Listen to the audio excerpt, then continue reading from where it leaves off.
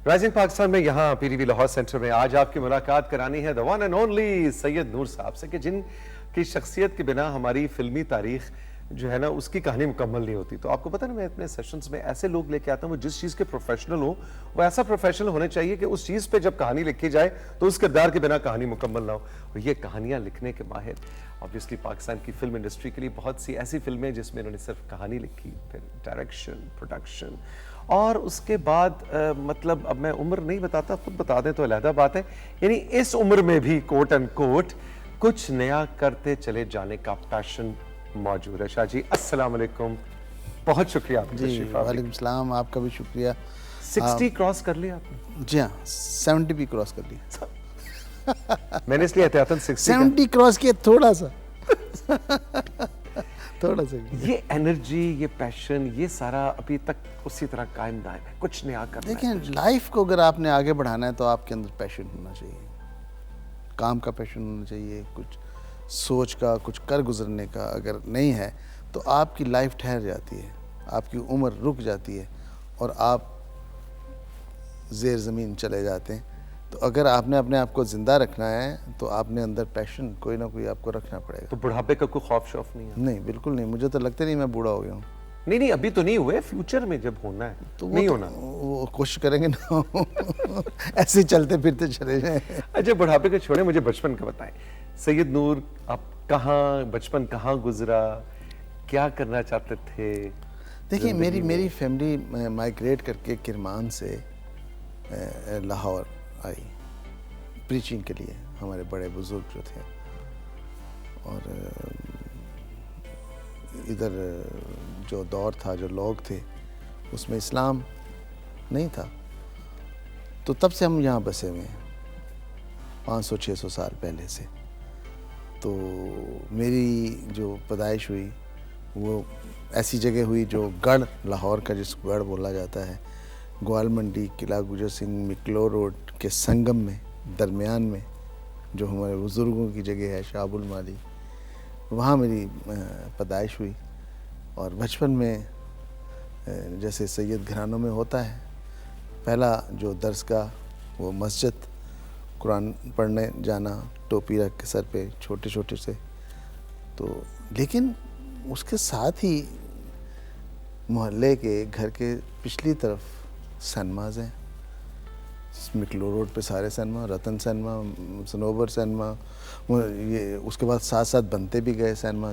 पहले तो यही होते थे, रीजेंट, रिट्स, और फिर मुबारक बना, फिर महफिल बना, फिर शबिस्तान बना, फिर ये सारे हमारे सामने बने। तो फिल्मों का क्रेज़ रहा। पहली फिल्म को याद है कौन सी देखी? पहली फिल्म मुझे लगता है जो मुझे मेरे ज़हन पे जिसने असर किया था वो थी आन, दिलीप कुमार साहब की। वो यूँ असर रहा कि एक म्यो हॉस्पिटल के पास बहुत सारे कैमरास लगे होते थे जो तस्वीर उतारते थे कपड़ा ऊपर डाल के। जी जी जी जी जी। तो जब आन देखी तो दिलीप कुमार बनने का शौक़, हीरो बनने का ऐसे शौक़, तो उन्होंने क्या किया हुआ था, उन्होंने दिलीप कुमार की तस्वीर रखी हुई थी और वो गर्दन आपकी लेके तो उस पर लगा के तो आपको तस्वीर दे देते।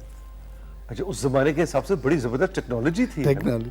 तो वो मैंने चला गया, मैंने वहाँ तस्वीर बनवा ली, तस्वीर बना के मैं घर ले आया। अब मैं किसी को घर वालों मजहबी गिराना, पीरी मुरीदी, दादा पीर, दादा के पास पीर बैठे हुए हैं, बाप जो हैं वो दरबार पे बैठे हुए हैं, और हम दिलीप कुमार की धड़ लेके ऊपर अपनी तस्वीर लगा के, तो वो किसी ने बता दिया मेरे बाप को कि इसने इस तरह करके ये हीरो बन रहा है। तो बहुत मुझे जूते पड़े, बहुत सरजनिश हुई, बहुत नाराज़गी हुई कि तुम क्या हो, क्या बनने जा रहे हो।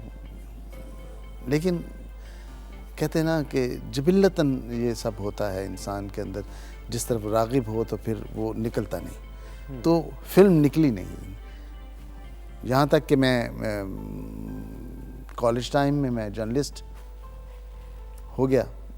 कोहिस्तान अखबार, वो भी मिकलो रोड पे होता था। ये मैं बात करूँ 68-69 की। तो हम लिखते थे, आर्टिकल लिखना, फिल्म के बारे में लिखना और ये सब। अच्छा, जर्नलिज्म जो किया वो भी फिल्मी फिल्म नहीं, वैसे भी जनरल भी। ओके। जो होता था। अच्छा, 68 69 यानी अर्ली 70s, उस वक्त एक्चुअल आप इंडस्ट्री के अंदर? मैं 70 में गया हूँ। 70 में, ओके। मैं 70 में गया, तो वो कोहिस्तान अखबार बंद हो गया, तो मैंने सोचा मुझे अब क्या करना चाहिए। नसीम हिजाजी साहब उसके एडिटर थे। क्या बात। तो वो जब बंद हुआ तो मुझे, तो जावेद फाजिल साहब जो थे वो मेरे बड़े दोस्त थे, उनसे मैंने कहा मैं फिल्म ज्वाइन करना चाहता हूँ, अगर आप मुझे। और उस वक्त तो सही बताया, उस वक्त तो एज एक्टर है ना? नो, अच्छा, एज डायरेक्टर। एज डायरेक्टर, ये क्लैरिटी। एज राइटर भी नहीं, एज डायरेक्टर। तो उन्होंने कहा यार बड़ी टफ लाइन है, देख लो। मैंने कहा नहीं, मैं करना चाहता हूँ। वो उस वक्त नए नए उन्होंने ज्वाइन किया था एस सुलेमान साहब को, मेरे उस्ताद मोहतरम जो हैं, अभी माशाल्लाह वो हयात होते तो ये इंटरव्यू सुन के बहुत खुश होते, क्योंकि वो अक्सर मुझे कहा करते कि जब मैं तुम्हारा इंटरव्यू सुनता हूँ तो मुझे बड़ा अच्छा लगता है, तुम मेरा जिक्र करते हो। तो अभी उनका इंतकाल हुआ कुछ दिन पहले। एनीवे, तो मैंने वो उनको कहा जी, उन्होंने कहा मैंने सलमान साहब को ज्वाइन किया, आप आ जाना। मैं गया तो एस सुलेमान साहब से उन्होंने कहा कि ये लड़का है, इसको मैं रखना चाहता हूँ साथ, आप ही जाते। उन्होंने कैजुअली कहा हाँ ठीक है। मैं एज असिस्टेंट उनके साथ लग गया। ये 70 की बात है। फिल्म बन रही थी मोहब्बत, तेरी सूरत मेरी आंखें और एक फूल एक पत्थर, ये 3 फिल्में अंडर प्रोडक्शन थी सुलू भाई की। तो मुझे याद है जब मेरे सामने ही गाना बना, गज़ल बनी उनकी, फराज साहब की, रंजिश से दिली दुखाने के लिए। अच्छा, उस वक्त उस फिल्म बंद हो रही थी? मोहब्बत नहीं, रिकॉर्डिंग मेरे सामने हुई। अच्छा, रिकॉर्डिंग उसकी मेरे सामने हुई। मेहदी हसन साहब 2-3 दिन आते रहे रिहर्सल करने, निसार बदमी साहब उनको रिहर्सल कराते थे, क्योंकि लाइव सारी होती थी रिकॉर्डिंग। तो ये विजन सैयद नूर का उस वक्त से क्लियर था कि मैंने फिल्म डायरेक्टर बनना है? यही चाहता था मैं, लेकिन अजीब हुआ। लिखी भी दूसरे डायरेक्टर, लेकिन वो अजीब हुआ ना, वो वही तो मैं बताने लगा हूँ आपको। तो वो मुझे 5 साल हो गए असिस्ट करते हुए। अच्छा। एस सुलेमान साहब को मैंने कोई 18 फिल्में असिस्ट की, कैमरा, लेबॉर्ट्री, साउंड, हर चीज़, हर शोबे में, वार्डरोब, ये सब करने के बाद मैं ऐसे ही एक दिन बैठा हुआ लिख रहा था, तो एक प्रोड्यूसर थे जिनकी फिल्म डायरेक्ट कर रहे थे सुलेमान साहब, आज़म जयरानी साहब। फिल्म थी बहारों की मंजिल। मुझे कहने लगे, मुझे मार्शल कहते थे, यार क्या कर रहे हो मार्शल? तो मैंने कहा जी मैं ऐसे ही लिख रहा हूँ, कभी कोई चांस मिल गया डायरेक्शन का तो एक स्क्रीन प्ले लिख रहा हूँ। तो उसने कहा मुझे बताओ क्या है। मैंने ऐसे 2-4 सीन सुनाए, उनका बंद करो, चलो मेरे साथ। वो मुझे लेके मैडम संगीता और मैडम कविता की मदर के पास ले गए, मैडम मताब बानो के पास। उसने कहा ये सुने, ये तो अजीब चीज़ सुना रहा है मुझे, बड़ी ज़बरदस्त कहानी है। वो फिल्में प्रोड्यूस कर रहे थे, बहारों की मंजिल के प्रोड्यूसर भी, वो पार्टनर भी थे उसमें। उन्होंने मैंने उनको सुनाया, तो उन्होंने कहा फ़ौरन हम ये फिल्म बनाएंगे। अच्छा। वो फिल्म थी सोसाइटी गर्ल। सोसाइटी गर्ल, और पाकिस्तान की मेरे ख्याल है सिनेमा की हिस्ट्री की सुपर हिट्स। 1976 में वो रिलीज़ हुई और बहुत कामयाब हो गई। अब मैं तो डायरेक्टर बनने गया था। वो स्क्रीन प्ले इतना पावरफुल था मेरा। उन्होंने कहा जी और लिखो। उधर मैडम शिमी मारा ने मुझे बुला लिया, उनकी फिर उस वक्त के जितने भी डायरेक्टर्स थे सबका मैं फेवरेट। मैं अब डायरेक्टर बनना चाह रहा हूँ। लेकिन मैं इतना गुम हुआ राइटिंग में कि मैंने 250 फिल्में लिखी सर, 76 से लेके 92 तक। वाह वाह वाह। अच्छा ये बताएं कि 76 से 92 तक फिर सिर्फ फिल्में लिखी, सिर्फ लिखी। इतना मैं बिजी होता था, 40 फिल्में एक वक्त में। मैं कैसे मैनेज कैसे करते थे? ना उसको कंप्यूटर तो ना कुछ सेव करना, हाथ से ही, हाथ और दिमाग। और कहाँ घर पे बैठ के लिखते थे या स्टूडियोज में, या कैसे? लोगों के ऑफिस में भी जाते थे और घर में भी बैठ के लिखते थे। मुझे मरीज भेजो, मैंने नथिया गली नहीं, ये खैर मैंने ऐसा नखरा कभी नहीं किया। नहीं, कभी नहीं किया। अच्छा, एक वक्त में 40 फिल्में, 40 फिल्में मैंने। कैसे नूर साहब, कैसे याद रहता था? देखिए तौसीफ, मैं आपको बताऊं, ये सारा आपके मिजाज में होता है। आप अपने आप को डेवलप कर लेते हो, आप अपने आप को उतना तैयार कर लेते हो कि आपने ये काम करना है। तो जब आपके ऊपर बोझ आता है तो आप उस बोझ से निकलते हैं काम करने का। तो मैं फिर करते करते फिर मैंने जब इतना कर लिया काम, मैंने कहा मैं तो डायरेक्टर बनने आया था भाई। और ये 92 में ख्याल आया? 92 में, हाँ। मैं कहा बहुत हो गई भाई। आखिरी फिल्म मुझे याद है, 16 साल गुजर गए, मेरे को लिखवाई जा रहे हो तुम। आखिरी फिल्म वो बुलंदी, जिसमें रीमा और शान को इंट्रोड्यूस कराया था, वो मैंने लिखी। और यही 3-4 फिल्में थी आखिरी मेरी। तो फिर आपने कहा जी बस अब मैं डायरेक्टर हूँ। तो जैसे ही मैं डायरेक्टर बना, सब ने अपना हाथ खींच लिया, कोई आया नहीं मुझसे कहानी लिखवाने। उसने कहा ये तो खुद डायरेक्टर बन गया है, इससे कहानी लिखवाई तो ये तो प्रोड्यूसर ही ले जाएगा साथ। अच्छा, तो एज डायरेक्टर पहली फिल्म कौन सी थी और किस संग में आई? देखिए, एज 92 तक मैंने फिल्में लिखी 250 के करीब। हाँ जी। 93 में मैंने पहली फिल्म बनाई, कसम। ओके। एंड 94-95 में मेरा ख्याल है ये आई है जीवा and Sargam.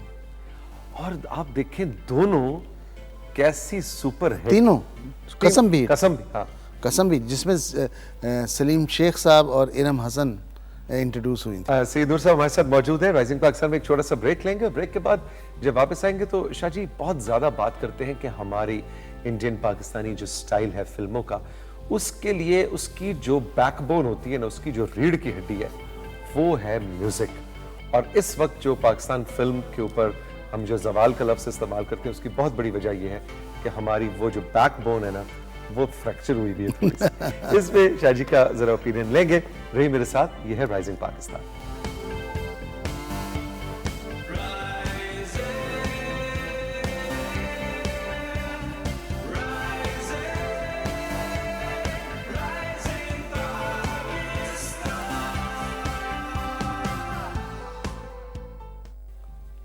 Welcome back to rising Pakistan. Syed Noor साहब हमारे साथ मौजूद हैं। अच्छा शाह जी, जो हमारी रीढ़ की हड्डी है, बैकबोन, जो हमारा म्यूजिक है फिल्मी, इसको ये जो आप जैसे प्रोफेशनल्स कहते हैं, क्योंकि जी म्यूजिक अब वो नहीं, तो इसका कौन सा, इतने बड़े तो जादूगर हैं आप, तो कराएं ना कोई म्यूजिक अच्छा बनवाएं, इतने अच्छे अच्छे हमारे म्यूजिशियंस। नहीं, मेरी आखिरी फिल्मों तक म्यूजिक हिट रहा है, जैसे मजाजन को आप देखें लास्ट में, और क्या बात, 5 साल चली है वो फिल्म। तो देखिए, फिल्म जो है ना, ये लार्जर देन लाइफ मीडियम है। जो आपकी ज़िंदगी में नहीं है वो आप फिल्म में तलाश करते हैं और उसको एंजॉय करते हैं। और जहाँ तक म्यूज़िक का ताल्लुक है, ये हमारी आम ज़िंदगी में गुनगुनाने की हद तक तो है, लेकिन जो पीछे इंस्ट्रूमेंट बज रहे हैं, जो बीट बज रही है, वो तो नहीं है, वो सिर्फ हम महसूस कर सकते हैं। तो लिहाजा लोगों ने अगर एक बार फिल्म देखी अच्छी है और उसका म्यूज़िक अच्छा है, तो दूसरी बार देखा म्यूज़िक के लिए, एक गाने के लिए, फिर देखी जाके तीसरे गाने के लिए, फिर देखी चौथे गाने के लिए, फिर देखी सारे गानों के लिए। गाने फिल्म की रिपीट वैल्यूज़ बनाते थे। लोग जाते थे गाने देखने के लिए। और एक ज़माना था, मैं बताऊं आपको तौसीक, जब हम बच्चे थे, कि जब इंटरवल होता था फिल्म का, तो वहाँ जहाँ बोतलें लेके आते थे वेटर्स, वहाँ किस्से और कहानियाँ और गानों की बुकलेट्स आती थी जो सजाई हुई फिल्मों की, और ऐसे वो लेके आते थे, लोग ख़रीदते थे गानों की बुकलेट्स। अच्छा, ये बुकलेट्स, उसमें तस्वीरें होती थी जो फिल्में, बरसात है, फलानी फिल्म है, और पत्तन है, और नाजी है, और इन फिल्मों के। और फिर वो गाने सुनने का मौका शायद सिर्फ रेडियो पे ही होता था, रेडियो पाकिस्तान। हाँ, फिर वो गाने रेडियो पाकिस्तान, और वो किताब रख के लोग गुनगुनाते थे साथ। तो उसमें छोटी सी कहानी भी होती थी फिल्म की, और साथ वो लिरिक्स लिखे होते थे। तो ये एक ज़माना था। तो ये सब चीज़ें वक्त के साथ साथ ख़त्म होती गई। और आप ये देखें, बुकलेट्स ख़त्म हो गई, टीवी के ऊपर टॉप 10 आ गया। टॉप 10 आ गया, बिल्कुल। लोग वो गाने मुझे याद है जीवा, अब ये जो टॉप 10 था, ये वही मिड 90s पे जब ये शुरू हुआ, अब जीवा सारे गाने मेरे चलते थे, संगम के, जीवा के, घूंघट के, टॉप 10 में बिल्कुल लीड कर रहे होते थे। तो म्यूज़िक जो है वो ये वाकई रीढ़ की हड्डी है फिल्म की, और स्ट्रेंथ देता है फिल्म को। और दूसरा जो चीज़ है फिल्म में, वो दैट इज़ कहानी, स्क्रीन प्ले, वो बहुत अच्छा होना चाहिए। अच्छा, आपके, मैं बड़ा मुश्किल सवाल करने लगा हूँ। हाँ। कि आपको अगर पिक करने के लिए कहा जाए तो चूड़ियाँ, सरगम, मजाजन, जीवा, क्या या कोई और आपके हिसाब से सैयद नूर की टॉप 3 मूवीज? मैं बताऊं आपको, हर फिल्म का अपना एक प्लेस है, अपनी एक नहीं मतलब सियासी जवाब नहीं देना, आपने नहीं बताना है। मैं सियासी, मैं आ रहा हूँ उधर ही। लेकिन हर फिल्म की अपनी एक प्लेस है, नो डाउट। अपनी एक पहचान है। लेकिन जिसको टॉप रेटिंग करूं मैं, वो भी मैंने बनाई नहीं है। वाह वाह, वेरी गुड। वो भी मैंने नहीं बनाई, मैं अभी उसकी तलाश में हूँ। मुझे जब कोई पूछता है मैं यही जवाब देता हूँ, और मैंने बनानी है इंशाल्लाह फिल्म, इंशाल्लाह। जिसको मैं कहूँगा कि ये मेरी मास्टरपीस फिल्म है। देखिए, अगर मैं ये कहूँ कि घूंघट, तो फिर आगे मैंने क्या किया? अगर मैं कहूँ मुजाजन, तो फिर आगे रहने के लिए, आगे जाने के लिए आपको ज़रूरी है कि आप तलाश में रहें कि आपने अच्छी और इनसे अच्छी, इनसे बेहतर फिल्म बनानी। अच्छा, तो उसका कोई स्क्रीन प्ले कॉन्सेप्ट सोचा हुआ है? बिल्कुल सोचा हुआ है, बिल्कुल सोचा हुआ है, और आजकल मैं उसी पे काम कर रहा हूँ। और वो देखें, वो ना तो गानों के ऊपर फिल्म है, अच्छा, ना वो एक्शन के ऊपर फिल्म है, ना वो रोमांस के ऊपर फिल्म है। फिर रह की गया पीछे। बच्चा, रियली? बच्चे पे फिल्म है। बच्चे पे फिल्म है, वाकई? उस बच्चे पे फिल्म है जिस बच्चे की हमें तलाश है, जो नई जनरेशन का बच्चा है, और उसको क्या, उस बच्चे को क्या बनना है, उस बच्चे को क्या करना है, उसकी क्या जिम्मेदारी है।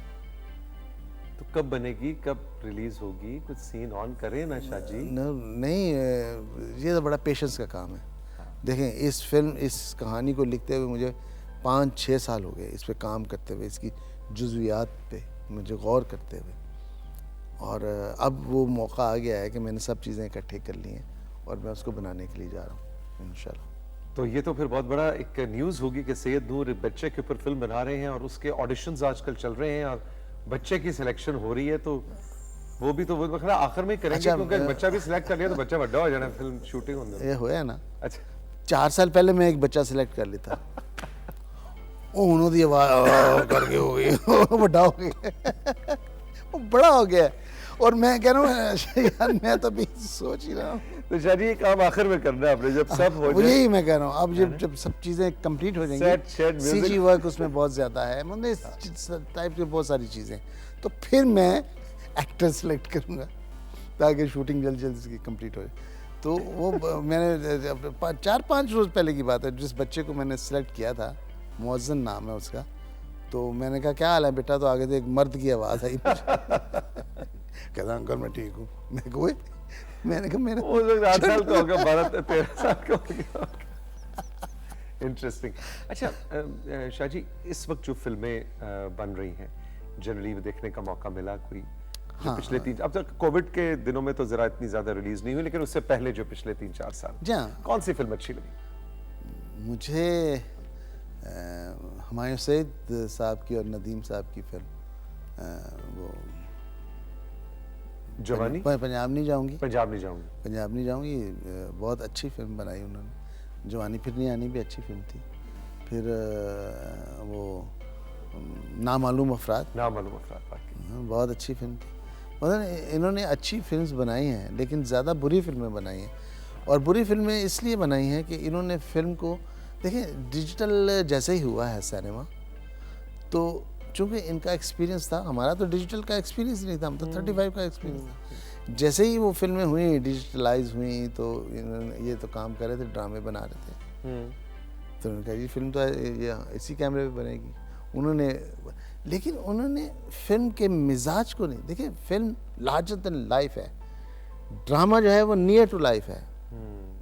जो आप सोच सकते हैं वो ड्रामा है, जो आप नहीं सोच सकते वो फिल्म।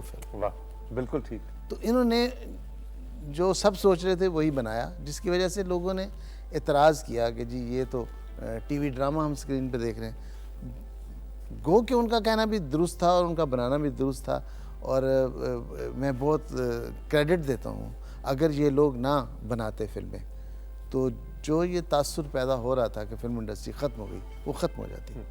ये इन नए लोगों की वजह से बहुत इज़्ज़त रही है फिल्म इंडस्ट्री की। और ये जो कहा जाता है जी कि फिल्म इंडस्ट्री लाहौर से, पंजाब से कराची में शिफ्ट हो गई है, अजीब किस्म की ये जस्टिफिकेशन है और अजीब किस्म की बात है। देखें, कराची में अगर फिल्में बनी हैं तो वो इसलिए बनी है कि जितने भी वहाँ के टीवी प्रोड्यूसर्स हैं या चैनल्स के जो मालिकान हैं उन्होंने फिल्में प्रोड्यूस की हैं, और जाहिर है जहाँ वो रहते हैं वहीं फिल्में प्रोड्यूस करेंगे। और लेकिन अजीब प्रोपेगेंडा हुआ कि जी पंजाब की फिल्म इंडस्ट्री ख़त्म हो गई, कराची की फिल्म इंडस्ट्री जो है वो बस बन गई, शिफ्ट हो गई। बहरहाल कराची में बने, लाहौर में बने, पेशावर में बने, कहीं भी बने, ये पाकिस्तान है और पाकिस्तानी फिल्म कहलानी चाहिए, ना कि किसी शहर की या किसी सूबे की। ड्रामे का कभी नहीं सोचा? ड्रामे का मैं अब शिद्दत से सोच रहा हूँ, क्योंकि मेरी बीवी जो है वो सख्त नाला है कि मैंने आपको इतनी बार कहा है आप ड्रामा क्यों नहीं बनाते, क्योंकि उसके सारे ड्रामे हिट हैं। अच्छा, तो आपका जो एक ड्रामा भी आएगा जिसमें साइमा जी होंगी? साइमा जी होंगी, फिर लोग कहेंगे फिर साइमा को ले लिया, तो मैं क्या करूँ? उससे बेहतर मुझे कोई, लेकिन मेरी बड़ी ख्वाहिश है, मैंने ये 2 लड़कियों के साथ काम करने की जो मेरी फिल्म की है, जो बड़ी अच्छी आर्टिस्ट हैं लेकिन उनको मौका नहीं मिला, उन पे फोकस नहीं किया गया। मसलन सना है एंड रेशम है, इन लोगों को जहाँ मैं छोड़ के आया था वहीं इन लोगों ने रखा हुआ है, उनको आगे बढ़ाया नहीं, उनके ऊपर बोझ नहीं डाला, क्योंकि वो बोझ उठाने के बहुत काबिल है, पोटेंशियल है उनमें, दोनों में। इवन अभी मैं रिसेंटली देख रहा था सना का कोई, तो उसको जितना वो उसमें पोटेंशियल है उतना उसमें डाला नहीं, वो मुझे लग ही नहीं रहा था कि ये सना है, हालांकि वो बहुत अच्छी आर्टिस्ट है। आप बड़ी मजेदार बात कर रहे हैं कि हर अदाकार की अपनी कैपेसिटी भी होती है बोझ उठाने की। बिल्कुल, और जब तक आप उस पे उतना बोझ जितनी उसकी कैपेसिटी है ना डालें तो फिर वो बात नहीं बनती। तो यानी कम बोझ डालना भी गलत है। Of course. तो सीख जी मैं बताऊं, हर एक्टर की अपनी एक प्रेजेंस है, जब वो बैठता है तो आपके उसकी प्रेजेंस से आप इंस्पायर होते हैं, जब वो किरदार में जाता है, जब वो किरदार बनता है, अपने आप को नेगेट करता है, सेल्फ नेगेशन के बाद जब वो उस किरदार में दाखिल होता है, वो किरदार बनता है, तो उसकी एक प्रेजेंस वो लेके आता है जो यहाँ नहीं। अब एक ज़माना कह लें, हमसे भी गलतियाँ हुई, हमने भी मोहम्मद अली साहब को कॉलेज स्टूडेंट दिखाया जो कि नहीं दिखाना चाहिए था। हमने भी नदीम भी लिखते थे फिल्म में काफ़ी सारी उसमें। हाँ, हो सकता है मैंने भी लिखी हूँ, मैं माजत खा हूँ माफ़ी चाहना। नदीम साहब भी कॉलेज बॉय बने हुए, तो वो एक ज़माना था, अब नहीं। उस वक्त क्या यंग एक्टर्स मिल नहीं रहे होते थे, या वो एक ब्रांड बन चुका हुआ था, उस ब्रांड को कैश करवा रहे? देखें, अगर आप 60 में जाते हैं ना, तो 60 में मर्द थे हीरो, ठीक है, संतोष भाई, दर्पण साहब, हबीब साहब, लाला सुधीर साहब, अकमल साहब, इजाज दुरानी साहब, ये मर्द थे अच्छी, मैच्योर एज के अंदर। कमाल साहब, इतनी मूछें। अचानक एक लड़का आया जो वहीद मुराद थे। ओह यस, वहीद मुराद साहब आए, यंग लौट आई कि यार कोई यंग लड़का हीरो भी हो सकता है, मर्द हीरो, ठीक है। वो आए, उसके साथ ही नदीम साहब आ गए, उसके साथ ही शाहिद साहब आ गए। शाहिद साहब ने बड़ा रोल किया। तो ये यंग लौट आया था। इनसे आगे जो है गुलाम मोहिउद्दीन साहब आए हैं जी, और ये जब ख़त्म हुआ है लौट, तो फिर यंग लड़के लड़कियां, जावेद शेख आए, यंग ओल्ड मैन, फिर बाबर अली, वो फिर शान, सलीम शेख, मोहम्मद राना, ये लोग हैं। तो अभी जो ज़रूरत है, अब टीनेज की ज़रूरत है, कोई इनमें आके चेंज मारे या चेंज लगे। तो ये डिपेंड करता है आपके स्क्रीन प्ले क्या है, कहानी क्या है, क्या बना रहे हैं आप। तो मिस कास्टिंग भी कभी कभी एक्टर को डैमेज कर देती है, वो रोल उसको सूट नहीं करता और आप ज़बरदस्ती उसको ले लेते हैं। अब रोल है टीनेजर का, ले लेते हैं आप गुलाम मोहिउद्दीन साहब को या जावेद शेख साहब को जो उस एरा में काम कर रहे थे, तो वो फ्लॉप हो जाएगा, वो रोल ही फ्लॉप हो जाएगा, वो खुद भी डैमेज हो जाएंगे। तो लिहाजा ये बड़ा ज़रूरी है। देखिए casting, what is casting director, अंग्रेज़ी फिल्मों में आप पढ़ते होंगे। बिल्कुल, उसका मेन डायरेक्शन से कोई ताल्लुक, वो सिर्फ कास्ट करके दे देता है। वो स्क्रिप्ट पढ़ता है, ओके, स्क्रिप्ट पढ़ने के बाद जो कैरेक्टर्स हैं वो 3 ऑप्शंस आपको डायरेक्टर को देता है वो, कि हीरो के रोल में ये एक्टर सूट करता है इस किरदार के लिए। इस किरदार, हीरोइन का जो किरदार है ये हीरोइन सूट करती है। अब डायरेक्टर उसमें से चूज करता है कि दिस वन, ये एक स्पेशलाइज किस्म की ये स्किल है, ये पूरी स्किल है। शाह जी हमेशा की तरह बड़ा मजा आया और आपको पता मैं जब लाहौर आता हूँ मैं कहता हूँ सैयद नूर साहब को अपने शो में जरूर बुलाना है कि उनसे मजे मजे की आपकी यादें और बातें, लेकिन आज हमें पता चला कि बचपन में आपको काफी मेरा मिजाज लड़कपन से आशिकाना है। मेरे आपके केस में बचपन से लड़कपन से नहीं, उससे भी पहले कहानी शुरू हुई। खुश हैं शाह जी, लुकिंग फॉरवर्ड कि वो बच्चे वाली फिल्म जो है वो भी इंशाल्लाह आप जबरदस्ती बनाएं। Good luck. और टीवी का जो ड्रामा बनाने का इरादा है साइमा जी के साथ, उसके लिए भी गुड लक। Thank you. तो उसके साथ साथ आपने मुझे अपडेट करनी है और फिर वो जब आगे आगे प्रोजेक्ट चले तो फिर दोबारा आना। नहीं, why not you act in movie या ड्रामा? मूवी? हाँ, ड्रामा बंद करो कैमरे लाइटा बंद करो, मैंने मूवी ऑफर हो गई है, बस छोड़ो। Why not, why not? Shah ji नहीं, हाँ अच्छा आप करना चाहिए। कि देखो फिल्में फ्लॉप तो हो ही रही है, तुम भी कर लो फिल्म। नहीं नहीं फ्लॉप, नहीं नहीं नहीं, एक कैरेक्टर से फ्लॉप। मैं एक अच्छा मुझे किस कैरेक्टर में आप कास्ट करें? चलें जी, क्या बताएं? It's depend on script. नहीं मसलन किस तरह का कैरेक्टर? मैं डिसेंट रोल में, अच्छा डिसेंट बिहेव करने वाला कोई भी बिजनेसमैन, कोई बिजनेसमैन, हाँ, business tycoon, rich man. Rich man मतलब आपको आप गरीब अच्छे नहीं लगेंगे। नहीं नेगेटिव या पॉजिटिव? पॉजिटिव, नो नो, आपके फीचर्स जो है ना नेगेटिव नहीं है। ओके लो जी, ये तो दो पॉइंट्स मैं नोट कर लूं। पॉजिटिव, अमीर, पॉजिटिव, बिजनेसमैन।